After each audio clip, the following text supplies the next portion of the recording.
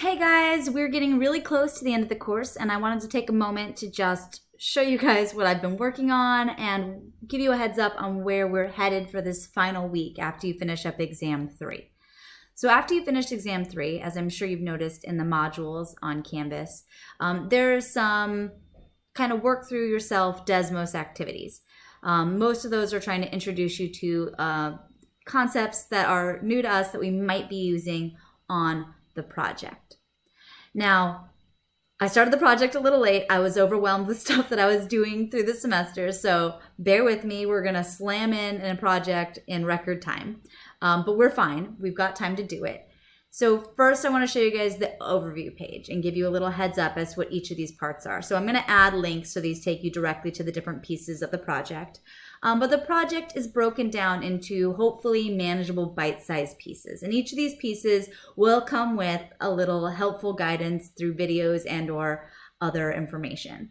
So first thing you're gonna have to do is post up your project proposal. So this is why I spent so much time giving you guys all audio feedback on that research ideas post. I really wanna make sure that we are fitting the bill here in terms of looking at a bivariate relationship and exploring that with our data. In addition to sort of explaining what that is, I forgot to add, we're gonna have to have 4 variables when we come to the data collection portion. So I've been responding to those posts in that project proposal in my other classes, and I'm gonna do your guys' class next with a little bit of feedback in terms of, oh, what might your other 2 variables be? So hopefully getting a little back and forth going there. The project proposals, barring a better way, are going to be our way for us to find group members. So once you come up with your proposal and you add some more members to the group, they could help suss out those other variables that you might be interested in adding to your project, especially to your survey. The second piece is a data collection plan and your survey. So normally I have students explain how they think they're going to go out and get a random sample, or as best they can, a representative sample of MESA students or whatever their population of interest is. We are unfortunately in a situation where going out and taking a sample is just not something I want to ask you guys to do. That would just be irresponsible of me. So most of our data collection plans will simply be, I'm going to use a Google form and I'm going to send it out to people on social media or to my friends. My plan also is to collect all of those Google forms from people who want more entries and who want it from MESA students, and sort of just make a big ass Google Doc with here's all the ones to go to fill out to help out your fellow classmates, because we're all in the same boat of having to get data this way. You'll note that entire discussion board is laid out for data collection and surveying. If you want to use existing data, I haven't seen that yet in the project proposal, but occasionally I'll get a group that's like, I really want to look at, professional tennis players or something like that, or NFL teams. Like, I'm really into sports. If you want to use existing data, that's completely okay as well. It's usually more work because we have to figure out a really reasonable plan to find a data set that makes sense. Because a lot of students will conflate the idea of a data set with summary statistics. So if you find numbers, that's not the same thing as having a giant list of a bunch of data, though that is still a possibility. So I want to throw it out there. If you want to use existing data, if creating a survey is not what you want to do, or you want something more realistic, reach out. We can make that happen. After that, you're going to submit your data. These are the first 3 pieces that you're going to do with your group, right? That's the only pieces that you're required to do with your group. I want you to maybe have a group or at least a person to bounce ideas off of, so that you're not only able to go to me for help with something, especially if it's in StatCrunch. I also made these all discussion boards because I thought the back and forth conversation I have, because I'm basically your statistical consultant for this project, I felt like that back and forth was super valuable for other groups to see. So as you're going to notice on the discussion boards, I'm going to come in and give you guys feedback with the idea that other people can also use that sort of information as they design their surveys, as they figure out their projects. After that, you have 2 individual checkpoints. The first is to do a univariate summary. So by the way, all of these things have been discussion boards you've already done. I need to add a column for that.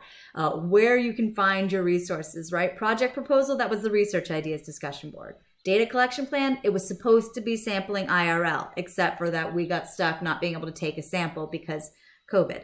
The univariate summary, that was our looking at data one that we posted, right? When I had you guys make a pie chart and say something about your breakdown of your categorical, and then I had you make a histogram and some summary stats and say a little sentence, same thing.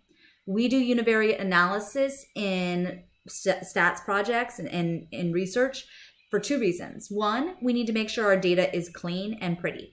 I don't want anyone telling me that there's an outlier who was born in 2020 in our class. We know there was no one born in 2020 in our class. I've had so many groups do their final presentation and just say something that is completely bananas or ignore something up on the screen that's saying there was a 12-year-old that you went out and surveyed when you were talking to MESA students. Like, I don't believe that. Make sure your data is clean. The other piece to that, the other piece to the univariate analysis and why it's important is your sample is not going to be representative, right? We're not going to have a good sample. We're going to take the world's crappiest convenience voluntary response sample if we're using these Google Forms. And it's helpful to be able to sort of just quickly and briefly describe what our sample looked like. And so to be able to say the average age or the male-female breakdown is very useful to let us know what exactly your sample looked like and whether it was something that was representative of a population we would have thought. We know it's not going to be, but this just gives us an idea of which way your data was skewed. The last one that you're doing as a big individual piece that's worth the most of your points is the bivariate analysis. This is the relationships discussion board you did. We're adding more to it. In the relationships discussion board, you just made a pretty graph and you said whether or not you thought there was a relationship between your two variables. We're going to add to that. We're going to go ahead and throw some numeric measures at it to see if we actually think there's a difference. And then one step further, do a test to figure out if we have statistical evidence, right? If there is a p-value that makes us be able to say, or lets us be able to say, there is enough evidence to say there's a relationship going on here. All of that stuff, there will be tons of hand-holding, tons of videos walking you through exactly what to click in StatCrunch. My goal is for this project to be an easy thing to get 100% on as long as you're willing to just check the boxes. I want our last week to hopefully be kind of coasting, maybe catching up on a couple of old assignments if we need to, and then if we have to, studying for that optional final exam. The last piece, the final product, when you summarize all these things into a video presentation or a written report, your choice, whether you want to do a quick screencast like this, you don't have to show your face, or if you want to just write it up, whichever you think is going to be easier, it's completely up to you. This can be done as a group or as an individual. So if you liked your group, if you worked with somebody to do all the data collection and you're like, hey, we both have to write up the same stuff. We have to write up what our purpose was, what our background was. We have to write up the exact same information. The only piece that's going to be different is we both have to do our own little analysis paragraph. It's a very simple thing to do with another person if you want to and make your life a lot easier. Now, if that person was not the best group member on the first part, you don't have to work with them on the second part. You can just do your own. Or if somebody feels like really strongly about doing a video and you feel really strongly about doing a paper, feel free to go your separate ways.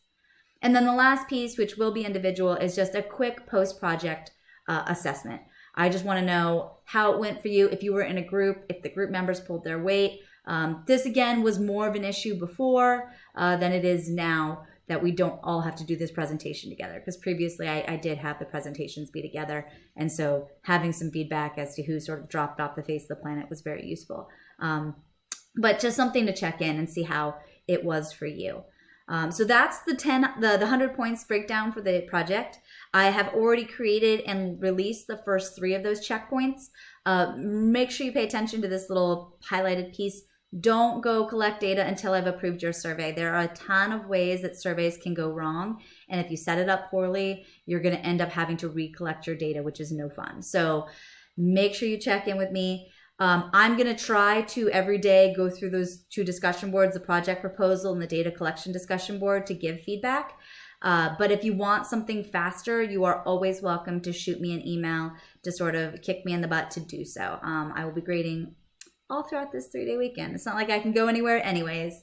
So yeah, that's just a really breakneck 10-minute summary of what the hell is going to happen to us with the project. But like I said, There'll be videos and guidance. It should be very, very straightforward. Not so much in terms of, open-ended, just go anywhere, but like, here are the things to do. Just check these boxes and you'll get your 100%.